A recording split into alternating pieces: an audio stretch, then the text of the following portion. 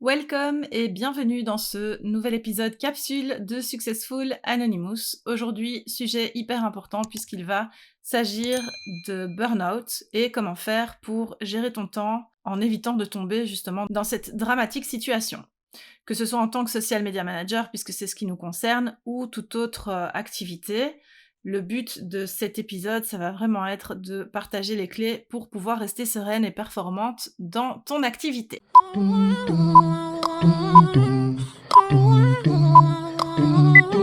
La première chose essentielle à faire pour pouvoir éviter de tomber dans le burn-out, ça va être évidemment de gérer ton temps correctement. Une bonne gestion du temps pour être efficace et éviter le stress, c'est absolument primordial. C'est aussi notre ressource la plus précieuse, donc si tu veux rester sereine et rester efficace évidemment, il va falloir que tu t'organises de sorte à bien compartimenter ton temps entre les différentes tâches qui t'incombent, qu'elles soient professionnelles ou personnelles.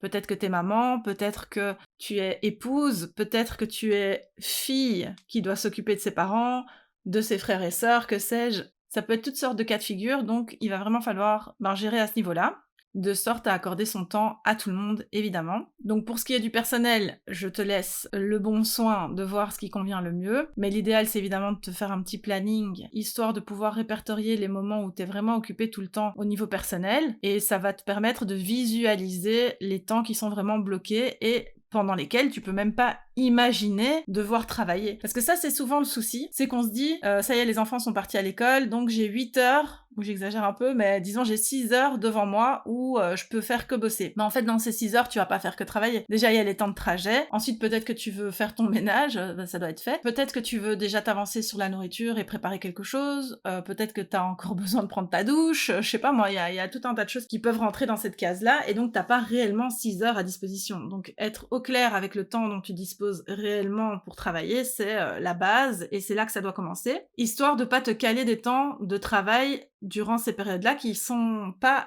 adaptées en fait pour travailler. À partir de là, t'as des méthodes de gestion de temps qui existent, comme la méthode Pomodoro, le time blocking, etc. Moi, ce que je préfère, c'est le time blocking, personnellement. Ça rejoint un petit peu ce que je viens d'expliquer. La méthode que je préconise, c'est vraiment la visualisation des temps réels dont tu disposes, et tu seras étonné de voir que tu disposes de très peu de temps, en réalité. Donc, par exemple, dans ce fameux planning que tu vas concocter, il faut que tu prévois les temps de trajet entre les différents endroits où tu dois te rendre, les temps de repos, les temps où tu vas manger, et que tu prévois d'office 30 à 40 minutes de battement pour les imprévus. Quand t'as dépatouillé tout ça, quand tu sais que, par exemple, à partir de 16 heures, c'est terminé au moins jusqu'à ce que les enfants aillent au lit, et des fois même, t'as fini ta journée, tu peux même pas envisager de travailler après, et ben, tu regardes vraiment dans les heures qui restent libres ce que tu vas pouvoir faire. Une fois que ça, c'est fait, il sera question de prioriser les tâches qui sont à accomplir. Donc, admettons que t'aies une liste email à gérer, tes publications Instagram, tes publications LinkedIn, donc ta création de contenu, mais que t'as aussi un podcast à enregistrer ou je ne sais pas, toutes sortes de choses, eh bien, il va falloir que tu prévois un temps systématiquement pour chacune de ces tâches-là, et comme ça tu sauras à chaque fois ce que tu dois faire, parce que là aussi c'est un moment clé où on perd du temps, c'est quand on se dit ok, j'ai 1 heure devant moi, qu'est-ce que je vais bien pouvoir faire, et voilà, tu perds du temps à chercher comment remplir cette case. Ou alors le stress s'accumule parce que tu te dis mais non, j'avais prévu que pendant ces 3 heures de la matinée j'allais faire telle et telle chose, et au final, comme t'as pas respecté les vrais temps dont tu disposes, eh bien tu te stresses parce que tu vois en fait que l'heure avance et puis tu fais plus rien, et c'est bonjour la procrastination. À ce moment-là, c'est sûr et certain que ça va se passer comme ça. Du coup, il faut prioriser les tâches, et pour ça, il faut déjà définir les tâches. Donc ça, c'est la première chose, savoir exactement ce que tu dois faire, et ensuite les prioriser. Donc qu'est-ce qui est le plus urgent pour demain, pour après-demain, etc. Ce sont les choses à mettre en place en premier. Ensuite, un point qui est important à tenir en compte pour éviter de tomber dans le burn-out et dans le stress continu, c'est d'équilibrer évidemment ton temps entre le travail et la vie personnelle. Donc là aussi, il va être important de voir quelles sont les casquettes que tu portes au quotidien, et d'accorder à chacune de ces casquettes un temps nécessaire et un temps qui est juste en fait. Parce que sinon, tu vas tout le temps te sentir incomplète ou injuste, et tu vas culpabiliser à chaque fois que tu vas être avec l'une de tes casquettes. Je m'explique. Par exemple, si c'est un moment avec les enfants et que t'as pas défini un temps qui est vraiment dédié uniquement à eux, ainsi qu'un temps qui est dédié uniquement au travail, ainsi qu'un temps qui est dédié uniquement à tes parents, par exemple, eh bien, chaque fois que tu vas être avec tes enfants, tu vas penser à ce que tu devrais être en train de faire pour ton travail, à ce que tu pourrais être en train de préparer pour tes parents, etc. De même, pendant que tu es en train de travailler, tu vas commencer à culpabiliser en te disant, voilà, moi je suis en train de travailler, mais mes enfants, je profite même pas avec eux alors que c'est le week-end, etc., etc. Donc là, ça c'est vraiment un piège aussi, cette histoire-là, parce que t'as le droit en fait de profiter pleinement et à 100% de chaque moment avec chacune des personnes qui comptent pour toi. Eux ont le droit de profiter de toi à 100% et pleinement pendant ces temps-là aussi. Sinon, bonjour la culpabilité. Alors, il n'y a pas de secret, même si c'est ton meilleur allié pour le travail, les réseaux sociaux, c'est aussi ton pire ennemi dans la vie. Parce qu'il fait que tu te compares à beaucoup de monde, il fait que tu es accaparé par rapport au temps que tu voudrais consacrer à tes proches, etc. Donc il va falloir que tu fasses attention à vraiment te déconnecter. Pendant que tu travailles, éloigne ton téléphone. Pendant que tu es avec tes enfants, éloigne ton téléphone, annule les notifications, etc. Histoire de pas être perturbé par tous ces flux incessants. Même couper les notifications, c'est pas suffisant parce qu'en fait, t'as toujours la tentation de prendre le téléphone et de vite vérifier telle ou telle chose pour une déconnexion parfaite et totale et une concentration absolue et pour être vraiment efficace, moi je recommande d'éloigner physiquement le téléphone de soi. Ça c'est la première chose. La deuxième chose, c'est que pendant le travail ou pendant même les temps off, si on se retrouve à scroller sur internet et plus précisément sur les réseaux sociaux, faut vraiment faire attention à pas se comparer. Chaque personne est différente, chaque parcours est différent, tout le monde a ses facilités et tout le monde a ses difficultés et sur les réseaux on ne montre que ce qu'on veut bien montrer et donc tu ne verras que ce que les gens veulent bien montrer. Forcément c'est plus instagrammable de montrer des réussites que des défaites ou des déceptions, etc. Donc tu pourrais avoir tendance à penser que c'est facile et beau et tout rose pour les autres et pas pour toi. C'est faux en fait. Donc c'est très dangereux de pas te préserver de ça. Si tu vois qu'il y a des comptes qui font que quand tu les suis, tu te sens pas bien, ou tu te sens rabaissé, ou tu sens que tu fais pas assez, etc., c'est important que tu te désabonnes aussi, parce que tu dois absolument te préserver, et ça, y a que toi qui peux le faire. Il faut vraiment pas que tu te compares non plus à qui que ce soit. Puis je te dis,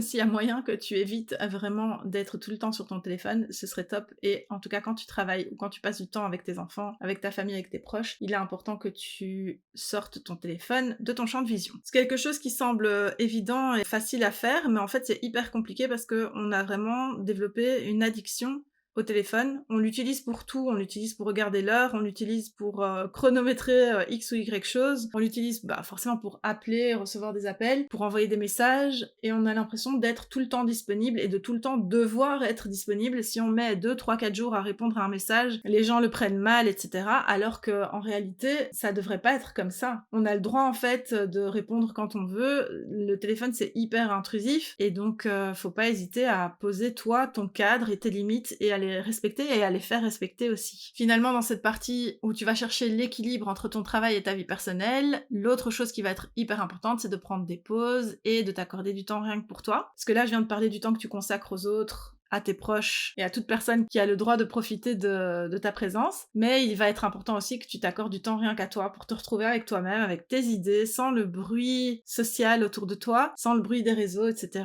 Et ça, c'est, je pense, la vraie clé pour rester connecté à soi et pas se laisser emporter dans le tourbillon des réseaux, dans le tourbillon de la vie tout simplement qui nous en demande toujours plus, plus, plus. Donc fais des pauses, ne te rends pas totalement au service de ton activité, c'est plutôt ton activité qui doit être à ton service. Accorde-toi de respirer, de te lever, de t'étirer les jambes, les bras, de faire un peu de sport si c'est ton dada, de t'aérer aussi, de lire un peu, d'écouter un podcast, de faire des choses comme ça qui te font plaisir à toi. Quand on dit prendre du temps pour soi, on imagine tout le temps une femme en peignoir avec une serviette de bain nouée autour de la tête et des concombres sur les yeux. Ça peut être ça aussi, hein, mais c'est pas que ça en fait, c'est toute chose qui va faire que tu te sens beaucoup beaucoup mieux après, qui te ressource en fait. Ensuite, pour éviter le burn-out et rester efficace, ce qui va pouvoir être aussi assez cool, c'est de déléguer tout ce que tu peux déléguer et d'automatiser surtout tout ce que tu peux automatiser. Donc les tâches que tu peux déléguer, que tu sois social media manager ou non, même si c'est ton métier, c'est la gestion des réseaux sociaux, parce que quelquefois, t'as envie de te consacrer à tes clientes, à tes offres, à tes accompagnements, à tes prestations, et t'as absolument pas le temps de promouvoir ton propre contenu. Donc ça, pourquoi pas déléguer cette partie-là, ou pourquoi pas déléguer une partie, en fait, de cette partie-là, si t'as pas le temps de rédiger pour toi, mais que t'as le temps de faire les visuels, ou l'inverse, eh bien, faut pas hésiter à le faire. Tu peux aussi faire de la publicité pour ramener, en fait, des personnes vers toi sans que tu aies besoin de produire énormément de contenu non plus. Et en fait, tout ça, c'est un gain de temps, au final, ce qui te permet de te concentrer sur l'essentiel, c'est-à-dire sur tes prestations, sur tes accompagnements, sur tes offres, etc. Au niveau des automatisations, là, c'est aussi hyper cool parce que ça va te permettre de nouveau de gagner du temps et donc de te libérer un petit peu l'esprit aussi. Même au niveau de la charge mentale, quand tu automatises des choses entre elles, ça te permet de ne pas avoir à réfléchir à tiens, est-ce que j'ai fait ceci, est-ce que j'ai fait cela, est-ce que j'ai bien relié deux outils, etc.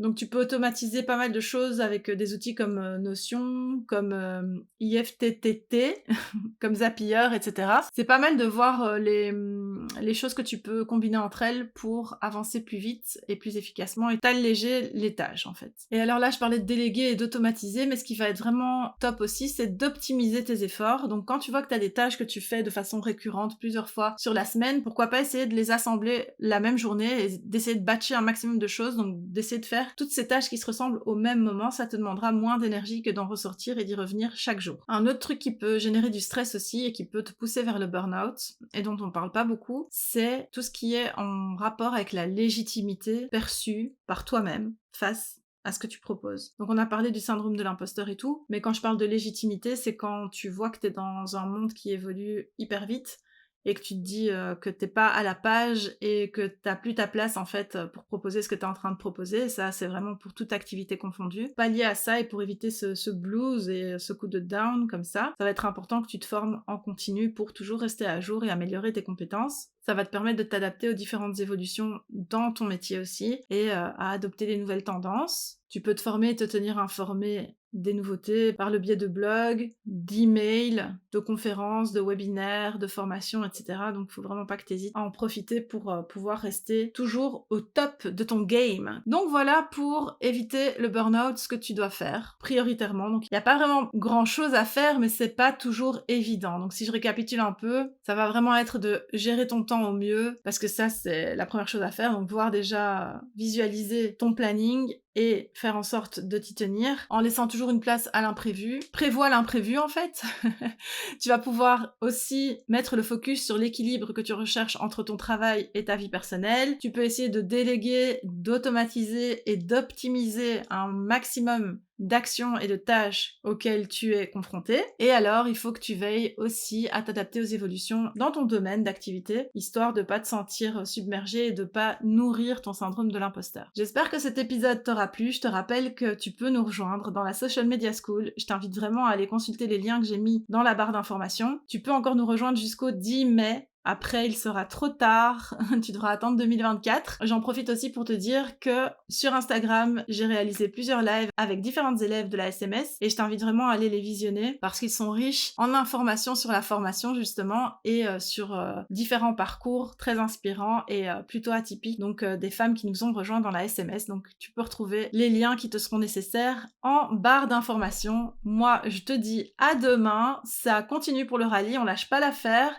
Et j'espère que tout ça te plaît. N'hésite pas à me faire un retour par mail sous la vidéo sur YouTube, dans les commentaires. Mets-moi des étoiles, fais quelque chose, que je vois que t'es passé par là, parce que je vois que tu passes par là. Je le vois avec les chiffres de mon podcast, mais je n'ai pas assez de réactions. Moi, j'aime partager, parler avec toi, surtout en message interposé, hein, la bonne introvertie que je suis a plus de mal en direct, mais en tout cas, j'aime beaucoup voir qu'il y a des réactions, c'est ça qui me nourrit, donc n'hésite pas à le faire, ça me ferait énormément plaisir, et surtout, si tu as des questions, pose-les, et je te souhaite une bonne journée, une bonne soirée, je ne sais pas quand tu vas m'écouter, je te fais de gros bisous, et à demain. Ciao.